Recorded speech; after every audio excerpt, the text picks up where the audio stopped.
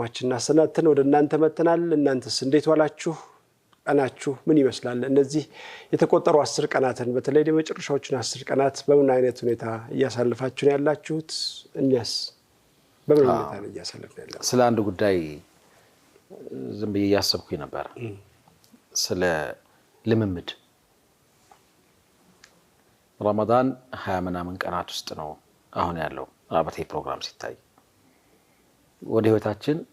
ልማድ ያደረግነው ነገር ብዙ ይኖራል እንደማስበው አመጋገብን ብንወስድ እንደፈለግን ማንጠቀምባቸው ጊዜያት አሉ አይደል በህግ የተገደበ ስለሆነ ስለዚህ አዲስ ነገር ወደ ህይወታችን እንደ ልምድ አምጥተናል ሌሎችንም ነገሮች ማንሳት እንችላለን ቁርአን ጋር ያለን ተአሙል ከስከዛሬዎቹ ጊዜያት በእርግጠኝነት ጨምሯል በእርግጠኝነት እንደዛ ማሰብ ስለምንችል ዚያራ አለ እዚህ ውስጥ ዱዓ ማድረግ አለ እስትግፋር ማድረግ አለ ማአት ነገር አለ ደግሞ አላህ ለሰጠው ሰው የእጅ መዘርጋትም ይኖራል ይገራል ሁሉም ነገር አው በሰደቃው በብዙ መንገድ ግን ቆም ብለን አስበን ከቻልን ወረቀት ይዘን